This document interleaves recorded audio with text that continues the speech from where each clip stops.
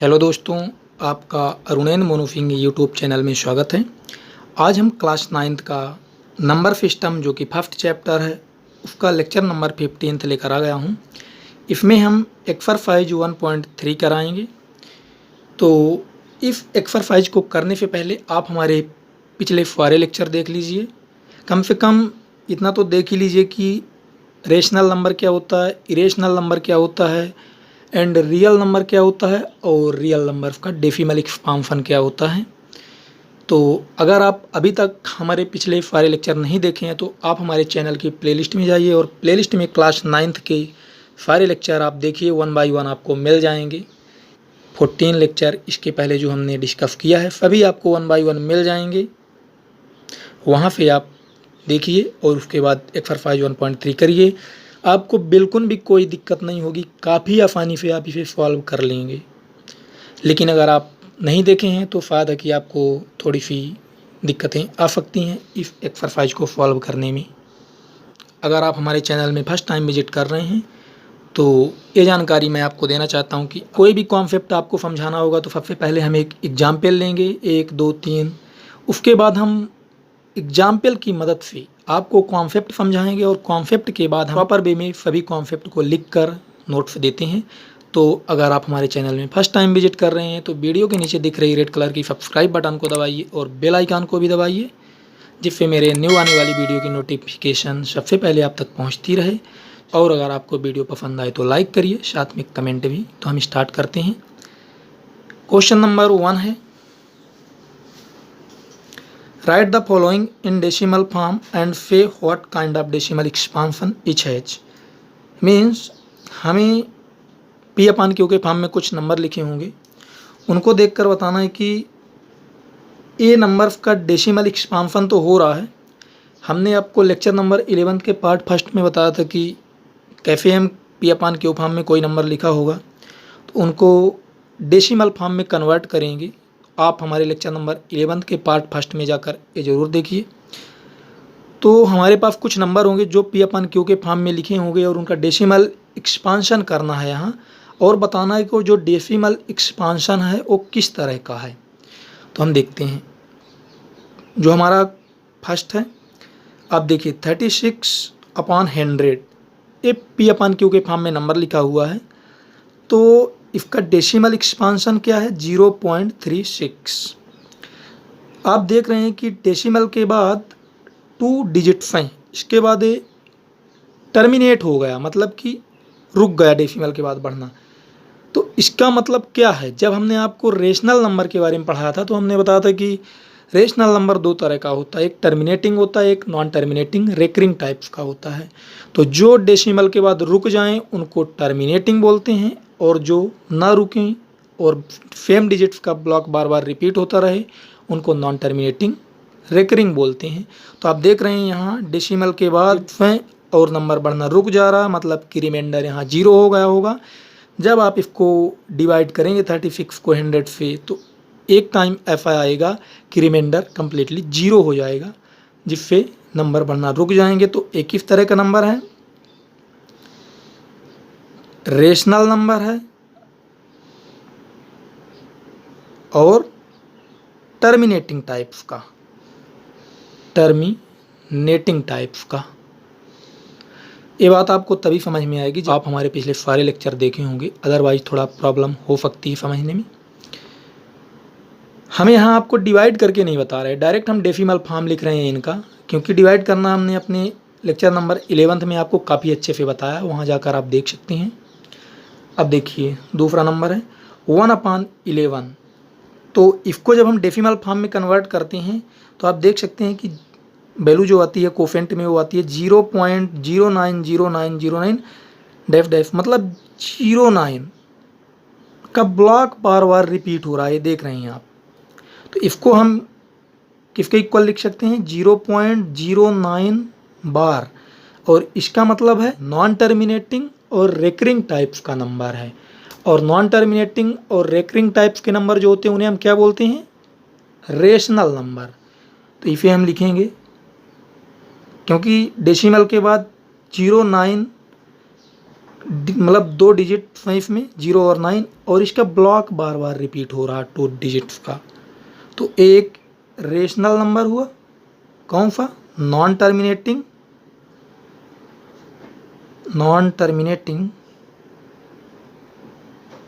Recurring type का।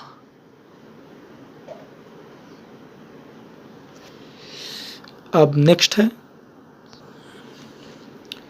33/8, ये number same इसके इक्वल है 33/8। तो इसको जब हम डेसिमल फॉर्म में कन्वर्ट करेंगे तो इसकी वैल्यू जो आएगी 4.125 आएगी। तो यहाँ देख सकते हैं कि डेसिमल के बाद 3 डिजिट्स आती हैं, उसके बाद नंबर बढ़ना रुक जाता है, मीन्स रिमाइंडर 0 हो गया होगा। और सेकंड नंबर में आप ये भी ध्यान रखिए कि यहाँ रिमाइंडर जो होता है 0 कभी नहीं होता, नॉन जीरो रहेगा, हमेशा कुछ ना कुछ आएगा रिमाइंडर। लेकिन जब डेसिमल के बाद नंबर बढ़ना रुक जाता है तो वहाँ रिमाइंडर 0 हो जाता है, क्लियर है। तभी हम बोलते हैं कि ये नंबर भी जो है ये रेशनल नंबर होगा, साथ में टर्मिनेटिंग होगा, टर्मिनेटिंग।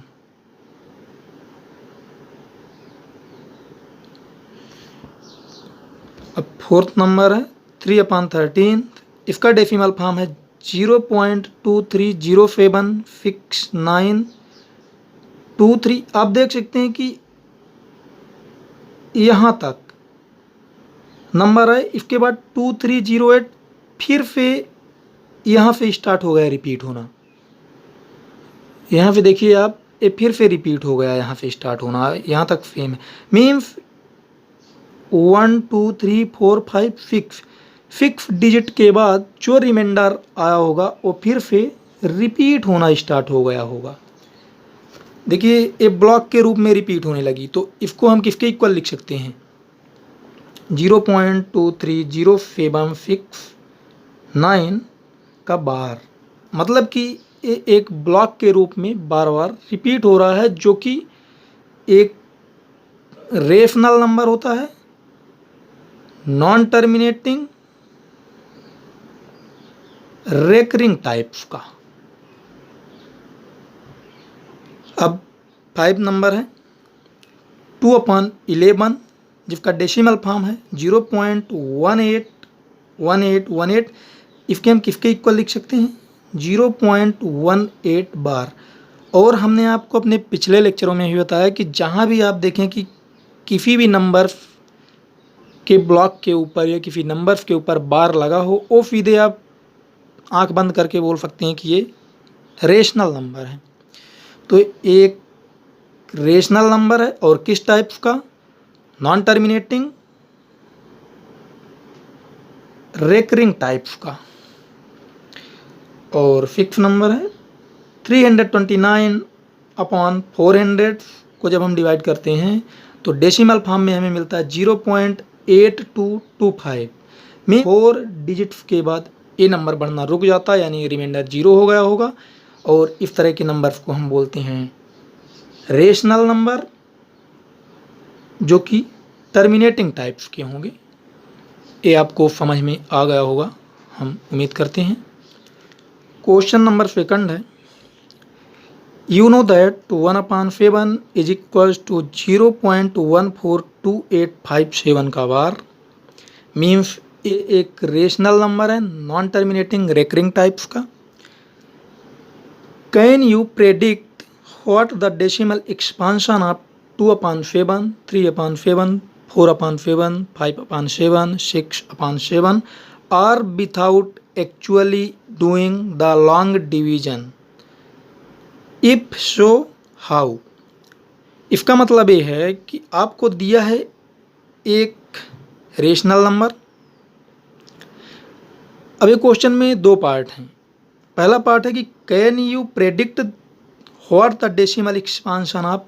पहला पार्ट ये बोलता है कि क्या आप ऐसा प्रेडिक्ट कर सकते हैं कि ये जो नंबर से दिए हुए हैं इनका डेसिमल एक्सपांशन क्या होगा। आपको लॉन्ग मेथड यूज नहीं करना, केवल इफ नंबर का यूज करके आपको इनका डेसिमल एक्सपांशन बताना है। तो अब दूसरा पार्ट है कि इफ़ फो अगर है तो कैसे, अगर हम इसे मतलब विदाउट लॉन्ग मेथड के डेसिमल फॉर्म में कन्वर्ट कर सकते हैं तो कैसे कन्वर्ट कर सकते हैं, दूसरा पार्ट ये है। तो पार्ट फर्स्ट का जो सॉल्यूशन है आपको लिखना है कि yes we can say that what is a decimal expansion of 2/7, 3/7, 6/7।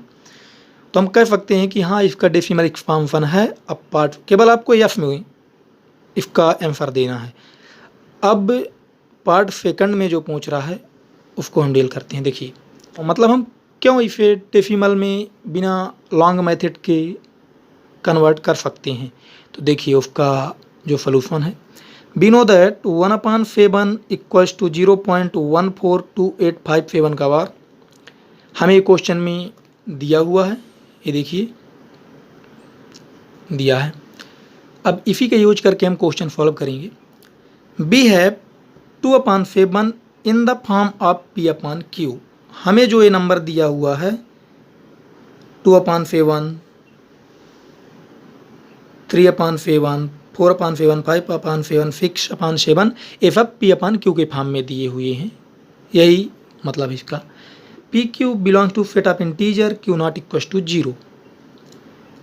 ये सभी के लिए आप जैसे यहाँ 2/7 हमने लिखा, आप सभी के लिए ऐसे लिख सकते हैं कि 3/7 in the form of P/Q, PQ belongs to set of integer Q not equal to 0। अब आगे देखते हैं, we can write 2/7 equal to 1/7 into 2 लिख सकते हैं ना आप। 2/7 को 1/7 इंटू 2 के इक्वल लिख सकते हैं। जब आप इसे मल्टीप्लाई करेंगे तो ये सेम 2/7 के इक्वल ही होगा। अब फ्रॉम 1 यहाँ से आप देखिए 1/7 की वैल्यू हम रखेंगे यहाँ और उसे 2 से मल्टीप्लाई करेंगे। तो देखिए ये हमने 1/7 की वैल्यू यहाँ रखी और 2 से मल्टीप्लाई किया तो हमें क्या मिला, देखिए 2 से 1 जा 14 की 4 कैरी 1 बचेगा, 2 5 जा 10 और 1 11, 2 8 जा 16 और 1 17 की 7, 2 2 जा 4 और 1 कैरी 5, 2 4 जा 8, 2 1 जा 2। तो आप देख सकते हैं कि हमें ये वैल्यू मिली 2/7 की, जो कि ये 2/7 के इक्वल है।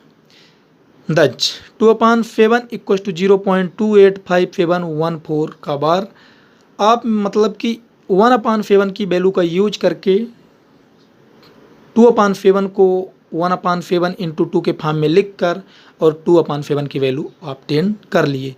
सिमिलर आप ऐसे ही क्या करेंगे, 3/7 की वैल्यू को निकालेंगे। 3/7 को क्या लिख सकते हैं, 1/7 इंटू 3 और आप 1/7 की ये वैल्यू रखेंगे और उसे 3 से मल्टीप्लाई करेंगे जैसे हमने यहाँ किया था 2 से, तो आपको ये वैल्यू मिलेगी। तो आप बोल सकते हैं कि 3/7 इक्वल टू दिस। तो आप यहाँ देख रहे हैं कि 1/7 का डेसिमल फॉर्म में यूज करके ही आप सभी वैल्यू निकाल रहे हैं और क्वेश्चन में यही बोला गया था क्या बिना लॉन्ग मेथड के आप वैल्यू निकाल सकते हैं। तो यस देखिए 4/7 इक्वल टू 1/7 इंटू 4। अब 1/7 की वैल्यू ये हमने रखी और 4 से मल्टीप्लाई किए तो हमें ये वैल्यू मिली। अब आप समझ गए होंगे हम कैसे कर रहे हैं। तो आप 4 नंबर जो है 5/7 इसको भी 1/7 इंटू 5 से मल्टीप्लाई करेंगे तो आपको ये वैल्यू मिलेगी और 6/7 की वैल्यू निकालने के लिए आप 1/7 इंटू 6 करेंगे तो आप 1/7 की वैल्यू रखेंगे और 6 से मल्टीप्लाई करेंगे तो आपको ये वैल्यू मिलेगी जो कि 6/7 की होगी और ये 5/7 की होगी और ये 4/7 की होगी। तो आप देख सकते हैं कि विदाउट यूजिंग लॉन्ग मेथड हमने फाइंड कर लिया कि क्या वैल्यू होती है 2/7, 3/7, 4/7, 5/7 6/7।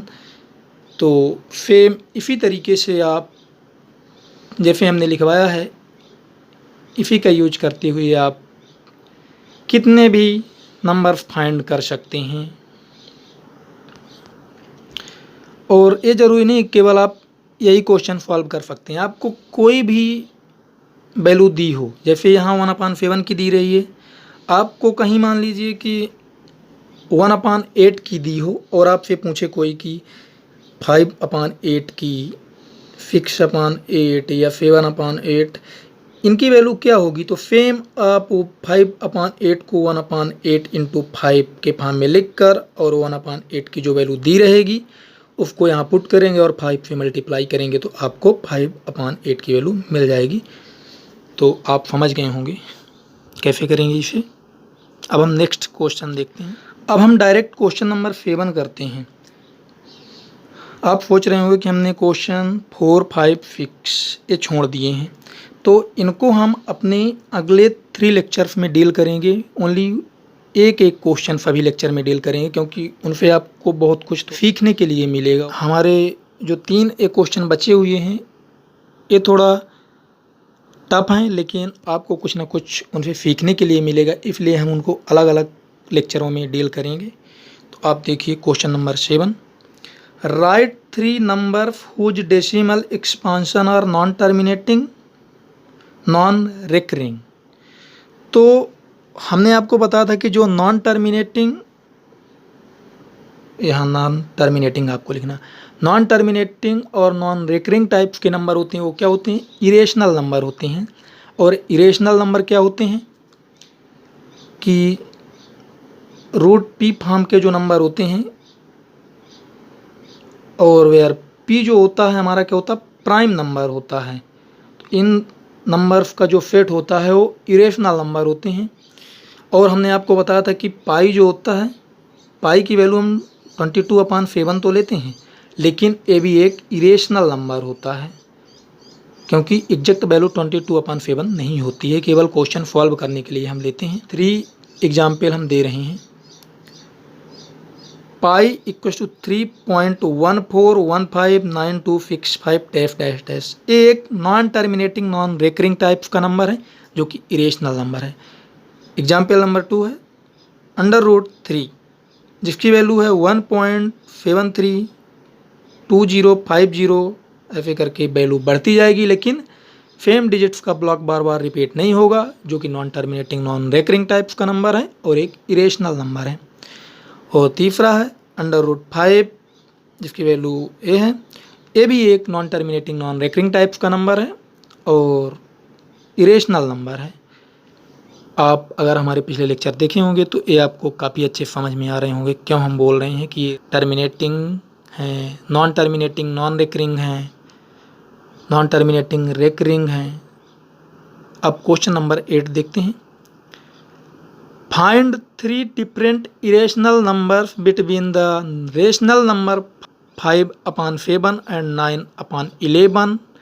किन्हीं भी 2 नंबर्स के बीच इरेशनल नंबर फाइंड करने के लिए हमने अपने लेक्चर नंबर 14 में भी बताया कि कैसे आप किन्हीं 2 नंबर्स के बीच इरेशनल नंबर फाइंड कर सकते हैं। लेकिन आपको एग्जाम में फाइनाइट इरेशनल नंबर फाइंड करने के लिए बोला जाएगा, लेकिन आपको याद रहे किन्हीं भी 2 नंबर्स के बीच इनफाइनाइट इरेशनल नंबर होते हैं और इनफाइनाइट रेशनल नंबर भी होते हैं। अब हम इसका सॉल्यूशन करते हैं। We can write 5/7 and 9/11 in the decimal form. हम इन 2 नंबर्स को डेसिमल फॉर्म में लिख सकते हैं। हम कैसे लिखेंगे ये हम आपको सॉल्व करके नहीं बताएंगे, हम डायरेक्ट डेसिमल फॉर्म में लिखेंगे। हम उम्मीद करते हैं कि आप हमारे पिछले सारे लेक्चर देखे होंगे तो आपको डेसिमल में कन्वर्ट करना बनता होगा। तो 5/7 इक्वल टू 0.714285 का बार, इसकी वैल्यू जो आएगी, एंड 9/11 की जो वैल्यू आएगी डेसिमल फॉर्म में 0.81 का बार, यानी नॉन टर्मिनेटिंग रेकरिंग टाइप्स के नंबर हैं। तो अब इन दोनों नंबर्स के बीच में हमें 3 इरेशनल नंबर्स फाइंड करना है। अब देखिए हमने आपको पिछले लेक्चर में भी बताया था कि इसकी कोई कैलकुलेशन नहीं होती है। आप केवल अगर नॉन टर्मिनेटिंग और नॉन रेकरिंग टाइप्स के नंबर को पहचानते हैं कि किस तरह के नंबर को हम नॉन टर्मिनेटिंग और नॉन रेकरिंग बोलते हैं, उन्हीं नंबर्स को आप कंस्ट्रक्ट करके आप बता सकते हैं कि ए इरेशनल नंबर है, बाकी कोई कैलकुलेशन नहीं होती है। तो देखिए, show on the number line you can easily feel that कि 0 अगर यहाँ है और 1 यहाँ है, तो जो 0.71428 जो 5/7 के इक्वल वैल्यू है और ये 9/11 के इक्वल है, तो ए 0 पे थोड़ा आगे होगी और ये 0.81 1 पे लेस देन होगी। तो देखिए, अब क्या हम इन दो नंबर्स के बीच 3 इरेशनल नंबर फाइंड कर सकते हैं? तो जी हाँ, कर सकते हैं। जितने भी हमें इरेशनल नंबर बोले फाइंड करने के लिए हम कर सकते हैं। 3, 4, 5, 6 फाइनाइट नंबर्स में बोले जितने भी हम कर सकते हैं। देखिए 0.72, 01, 001, 000 आप लिखते जाएं, कोई भी यहाँ नंबर जिसका ब्लॉक बार बार रिपीट ना हो और नंबर्स का डेसिमल के बाद मीन्स नॉन टर्मिनेटिंग और नॉन रेकरिंग टाइप का नंबर हो, तो वो एक इरेशनल नंबर होता है। तो एक इरेशनल नंबर है। और दूसरा है 0.74, यहाँ हमने देखी 72 लिया था 0 पॉइंट, और यहाँ देखिए 0.71, तो इसके बाद 72, 73, 74, 75 डेसिमल के बाद हम बढ़ाते जाएं नंबर, तो 0.81 के पहले जितने भी नंबर होंगे सब इन्हीं के बीच होंगी। तो इनके बीच रेशनल नंबर भी होते हैं, इरेशनल नंबर भी होते हैं। तो हमको ओनली रेशनल नंबर निकालना है इनके बीच से। तो अब देखिए 0.74 हमने 2 डिजिट फिक्स कर ली। इसके बाद हम क्या करेंगे कि यहाँ कोई भी नंबर बढ़ाते जाएंगे, लेकिन non terminating non recurring types के हों तो वो एक इरेशनल नंबर होंगे। मीन्स सेम डिजिट्स का ब्लॉक बार बार रिपीट नहीं होगा, तो वो एक इरेशनल नंबर भी होगा। तो आप देख सकते हैं डेसिमल के बाद यहाँ भी नंबर्स रिपीट नहीं हो रहे हैं सेम डिजिट्स के, और आगे बढ़ते ही जा रहे हैं, तो एक इरेशनल नंबर है। और तीसरा है 0.76। देखिए हमने यहाँ 0.74 लिया और यहाँ 0.76 लिया, और फिर से नंबर आगे बढ़ाते जा रहे हैं, जो कि नॉन टर्मिनेटिंग और नॉन रेकरिंग टाइप्स के हैं, एक इरेशनल नंबर है।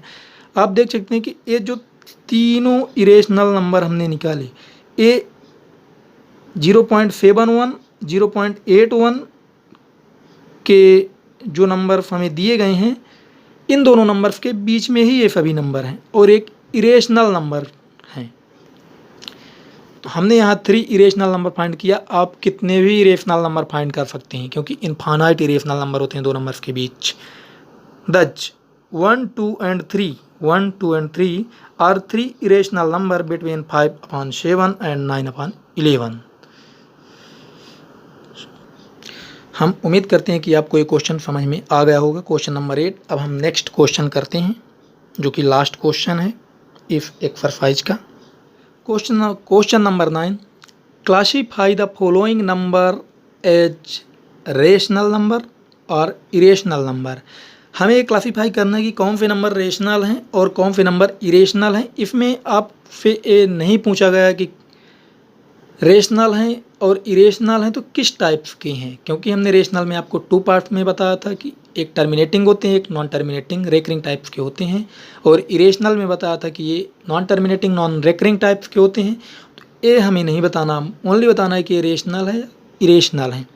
तो देखिए √23, तो आप देख सकते हैं कि इसका कंप्लीट स्क्वायर नहीं है, और 23 एक प्राइम नंबर है, और अगर अंडर रूट के अंदर प्राइम नंबर होता है तो इस तरह के नंबर जो होते हैं क्या होते हैं, इरेशनल नंबर होते हैं। तो फर्स्ट नंबर जो है हमारा ये इरेशनल नंबर है। और देखिए सेकंड नंबर जो है आप देख सकते हैं कि कंप्लीट स्क्वायर है, किसका, 15 का। तो इसकी वैल्यू क्या आएगी, 15 और -15।